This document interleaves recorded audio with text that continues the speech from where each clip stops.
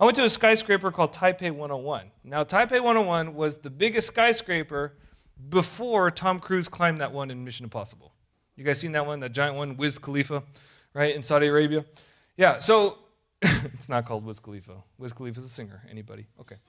Anyways, pay attention. So it used to be the biggest building before the one in Saudi Arabia that Tom Cruise went up.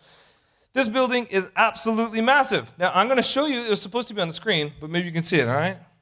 Yeah, I know. Photography skills. All right, so that's it. It's really cool, really big.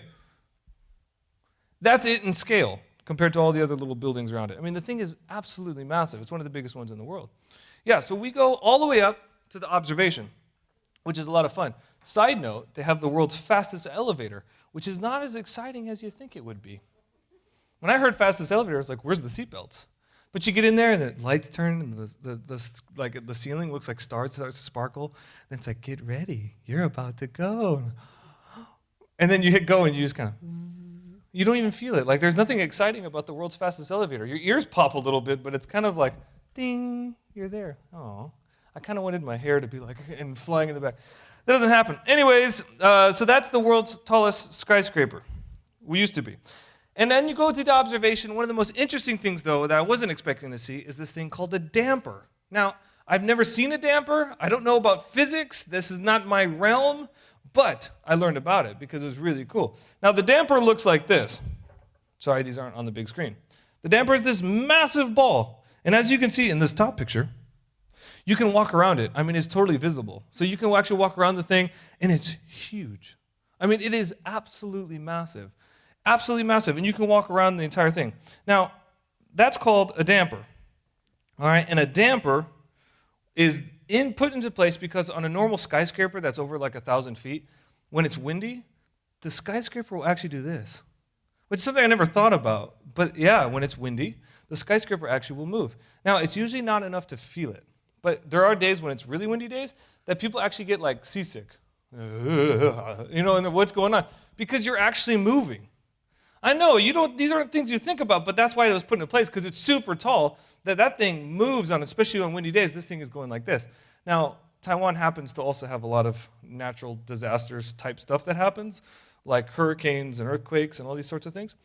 Or not hurricanes, but tropical storms. So they have all these things happen, so it gets really windy there. And so they have this damper in place, so that way the people on the top floors don't feel the sway. So when the wind pushes the building like this, that giant ball, I had a video, I wish we could show it, but that giant ball will literally, it's suspended. It'll move in this direction. So as the building pushes this way, it pushes against it like this, and it keeps it balanced. It's really interesting, so you don't actually feel the move. The ball actually takes all of the vibration. It takes the movement for it. So that way you stand sitting still. Does that make sense? All right, we're following me? I know, physics class. All right, so Rowan, we're going to demonstrate. You stand here. I'm going to knock into you. And then so that's how it works. That's the damper. Now, that thing is super big because it's a really tall one. All right? That thing actually, in really big storms, would move. And you see the videos, it would sway like this. And you have to imagine what would happen without that. That building would go straight down, right? And that's one of the things it's for. It's not just to make it easy so you don't get sick and you don't feel the small vibrations. It's there to keep it up during natural disasters. I mean, that thing is there to keep it standing after an earthquake. That's what it's designed to do. It's made to do that, and it's made to make it smooth when there's wind. Now, it works like that because you guys have all seen a tuning fork, right? When you hit a tuning fork, okay, when a tuning fork vibrates at a certain frequency, a building does too. When a building is hit by the wind or earthquake or whatever it is, it's going to vibrate at a certain frequency, right? Like this. Now, the damper works like this. It's going to vibrate at the same frequency. It's going to match it. So, ding, the building's going, the damper's going, ding, it matches, and then it swings in the opposite direction to bring it back to balance. Okay? It's got to go at the same frequency and then push in the opposite direction. It keeps the thing equilibrium. Fancy word for balanced or in the middle, right? So, that's what the damper does. Now, I was so amazed by it because I'd never seen something like that. I was like, wow, a damper. That's really cool. I'm a Damper Dan guy. What's that movie? Anyway. So I'm a Damper Dan man. So that's what it is. Now, it's actually one of the biggest ones in the world, and it's essentially a shock absorber, right? And it pulls you back from feeling the whole thing. And so this is where I'm going to get at, and this is what I love to do because Jesus did this all the time. Jesus used metaphors, Jesus used illustrations to make something very complicated, very simple. And that's what I'm going to do with this, all right? And this damper. The kingdom is like. How many times did Jesus say, the kingdom is like, and then gave a little illustration? In the same way, I want you to get not 3 points. I want you to get what the kingdom is like. I just want you to get this image, this metaphor. I want it to stick with you, okay? And the image is simply like this. The cross is our damper, okay? Jesus is our damper. Jesus is just like that thing swinging in the building to keep it from falling down. We have the same one. Now, we don't have the verses, I apologize again, but I'm going to go ahead and read them to you, okay? And this is in Isaiah 28:16, if you want to take notes or look at them later. This is what it says. Look, I am placing a foundation stone in Jerusalem, a firm and tested stone. It is a precious cornerstone that is safe to build on. Whoever believes need never be shaken. Whoever believes need never be shaken. Because of the cornerstone that God placed in the building, a firm foundation. So in the same way, we need never be shaken because we have the cross as our damper. And when life comes pushing at us, we have this thing inside of us because we believe in Jesus. We have Jesus inside of us that takes it for us. And you can even imagine, I'm very visual, so I imagine the cross doing this. Literally like the damper, moving. When the wind comes, man, it pushes the opposite way. We have something inside of us that it says, whoever believes need never be shaken because of the firm foundation stone that God placed. And that's his son, Jesus. Jesus can match the vibrations in your life. The earthquakes, the storms, the winds, whatever it can be. And why do I say that? Because remember, the important part of the damper is that it matches the frequency, right? So if it's doing that, it feels it too, essentially. It matches what it's feeling. And it matches it, and then it pushes in the other direction. In the same way, Jesus matches what you're feeling. But how? He's Jesus, he's perfect, all these things. Let me just, I'm gonna shoot them out at you. I'll give you the references, and you can look them up later. But Jesus got frustrated. Here's a verse. He scattered the coins of the money changers and overturned their tables, yelling, "Get out of here. How dare you turn my father's house into a market?" Jesus knew exhaustion. Jesus, tired as he was from the journey, sat down by the well. Jesus got tired. He got worn out. He got exhausted from life, just like we do. Jesus felt disappointment. "Oh, Jerusalem, Jerusalem, how often I have longed to gather your children together as a hen gathers her chicks, but you were not willing." Jesus felt disappointment, rejection. From this time, many of his disciples turned back, no longer following him. His own disciples turned back and didn't follow him. Jesus felt rejection. Sorrow. Jesus said, "My soul is overwhelmed with sorrow to the point of death." Jesus felt sorrow. Ridicule. Again and again, they struck him and spit on him. Falling on their knees, they paid mocking homage to him. Ridiculing him, making fun of him, laughing at him. Jesus knows what that feels like. He knows what it is to grieve after death and after losing somebody. It says, then Jesus wept. And the people who were standing nearby said, "See how much he loved him." That's when he lost Lazarus, his friend. Jesus knows what it feels like. He can meet that frequency in your life. Those vibrations that come and shake you in your life, he can meet it because he's experienced it. Whatever it is. Loneliness. On the cross, he said, my God, why have you forsaken me?" You ever felt lonely? Imagine what Jesus must have felt like. He understands loneliness. Jesus can match your frequency. And here's the biggest one. I want you to really take it, if you're taking notes, Hebrews 4:15. It says Jesus was tempted like us, okay? "This high priest of ours understands our weaknesses, for he faced all of the same testings we do, yet he did not sin." All of the same testings that we do, yet he did not sin. Okay, well, we can't say that. I can't say I faced all the testings and didn't sin. That's not true. But the encouraging thing is that he's faced all of the testings. That means that he stood up during the earthquake, during the tsunami, during the, you name it, whatever natural disaster you can possibly think of. If he was the building, he stood through all of them without failing. He was able to withstand it all. And so Jesus, as the cross, man, the cross can meet your frequency. So whatever that might be in your life right now, the stresses of life, of what's going to happen next, the uncertainties, the bills, the money, the supplies, the loss, the loneliness, the rejection, the confusion, it doesn't matter, the loss of somebody else. Jesus knows how to match your frequency. What does that mean? He knows how to feel what you feel. He can feel what you feel. He matches it and he comes alongside you and says, I get it. I get it. So as soon as you start feeling those vibrations, he does too. He can match those vibrations because he's felt every single one of them as we've seen.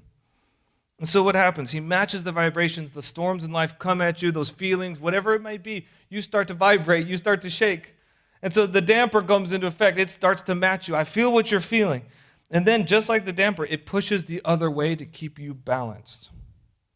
And how does he do that? Hebrews 7:25 says, so he is able to save fully from now throughout eternity everyone who comes to God through him because he lives to pray continually for them. Jesus is continually praying for you. Continually. In heaven, right now. He is continually praying for you. So the storm comes like this. You start feeling the vibrations. He does too. He says, I feel that too. I'm with you. I understand. I got you. I'm matching you. And then as the things are trying to push you this way, as the sadness, as the grief, as the depression, whatever it may be, starts to push you this way. He's matching you because you feel it, and then he's pushing this way to keep you balanced, to keep you in the middle so you don't fall down. And how does he do that? By praying. I want you just to take a moment to imagine what your life would be like if you weren't a believer and didn't have Jesus praying for you every day. I can't imagine what I have. Think about this. What have we missed? What have we dodged without knowing it? Because he was always looking out for us. Because he was always on the move for us. I always like to take a moment and just reflect on that because it gets my heart in the right place when I'm feeling ungrateful. But you let this happen, he says, but I didn't let this, you know, and he keeps going on and on, but I didn't let any of that happen. Yeah, we get caught up on the one we can only see. You know, it's a healthy perspective check to remind ourselves how much we are missing because Jesus is always praying for us. And when we have that attitude, I can be grateful even when something doesn't go my way because you are still at work. And I know when I get to heaven, I'm going to see the tape, and I'm going to be like, oh, I'm so sorry I said all those things. Woo, you got my back. You covered me. You covered me. And there's verses that say that they will tread on serpents or scorpions, right? And they won't get poisoned. What is that? We will go out through life when they're supposed to get sick, and they won't. I can testify. I used to work with kids, and when everybody else would get sick every single week, I would not get sick. I would tread on children and not get sick. It was incredible. Why? Because there is something that's preventative even when Jesus comes. He takes the vibrations. That's they sit on the tower. When I'm working at the tower, it could be a super windy day, but the people don't even know the wind is blowing on a normal day. Think about that. 100 stories up. They don't even realize the wind is blowing even though it's a super windy day and the ball's doing this, and they can't even see it. So they don't even feel a thing. They go about life not feeling any of the vibrations. Why? Because the ball is absorbing it. In the same way, we don't know how much is being absorbed in our daily lives because the cross is absorbing even the little vibrations when they get there so that we can keep walking smooth, so that things aren't just falling apart, so things aren't just falling into disaster all the times. I walk in confidence because I know the cross in my life is that damper. So there's so much I don't even feel because the cross is right there. Right here, keeping me steady. So my feet don't shake when I walk. And I don't get seasick. The winds are blowing. Oh, I got to pay my bills. Oh, no. I don't feel any of that because he's taking all of it for me. He absorbs it before they even get to me to keep me stable. And I thank God for that. So please, I encourage you to pray that way. God, thank you for all the things that I didn't experience because of you. When we start praying like that every day, we start to forget the little things that we have experienced. He doesn't say you will be completely experienced less, right? You will feel the vibrations. There will be the storms. There will be the natural disasters that are going to happen. That is going to happen. But the difference between the people with Jesus as the foundation and the people without Jesus as the foundation is that their building stands up afterwards. They didn't fall down. They didn't collapse. The earthquake didn't take them down. That natural disaster in your life, and I say natural disaster because death, sickness, whatever, foreclosures, it doesn't matter. Our natural disasters don't have to take us down. They don't have to destroy us. They don't have to leave us, oh man, that was it. That was the storm that knocked me down. Because of Jesus, we can be standing. Because, man, and when those big moments come and they push like this, Jesus is pushing this way because he's constantly, it says, praying for us. He won't let you fall. You might feel like that's going to knock me down, and this thing was so strong that it's going to make me collapse, but he's at work to make sure you don't collapse from this, that it doesn't take you, that it doesn't ruin you. He is that damper. And sometimes, boy, it is swinging like this, and that cross is, but it won't fall, and it'll take it. And it'll take it. He's continually praying for you. So when we're pushed against by natural disasters, Jesus will match your frequency because he's felt it all and he knows what it's like. He's been there, and then he'll push the other way in prayer to keep you centered. This all helped me understand a super famous Christian verse, and I'm going to give this illustration to you so that way you can, maybe the next time you read it, you understand it in a different way, and let it encourage you, okay? That's why I take pleasure in my weakness, and in the insults, the hardships, the persecutions, and troubles that I suffer for Christ. For when I am weak, then I am strong. Another translation says it, for when I feel my weakness and endure mistreatment, when I'm surrounded, right, like the winds, when I'm surrounded by the storm, whatever that might be, when I'm surrounded with troubles on every side, and face persecution. Because of my love for Christ, I am made yet stronger. You know, you can't tell the strength of a foundation until it's tested, right? I never walk up to a building and say, wow, that's a strong building. You know, I expect it to stand up. I'm not impressed that a building is standing up. I'm impressed when a tornado pushes through the city and only 4 buildings stood up, and I say, those were built really smart. That's when I'm impressed. I'm impressed by the buildings that survived the earthquake. No one's applauding for a building that stands up when nothing's happening. Way to go, building. You know, like, you must have been designed really well. No one's impressed. The only time the foundations become revealed of how strong they actually are is during a storm, when they're being shaken, when they're being pushed. That's the only time you actually see the strength of the foundation. So when I am weak, he is strong. When I am surrounded by the troubles and I feel weak, and I'm being pushed like this, left and right, and every day is something new, who knows? Maybe it's for months and months I've been pushed by the same thing. When I'm being pushed, he is strong. Why? Because my foundation is doing this, and he is moving every time with me. My foundation is strong. When I'm weak, when I'm being pushed, man, Jesus is strong. So that way he will keep me up. He's working to keep you up. And we might be angry, but I didn't want to be through the storm. He didn't want you to be through the storm either.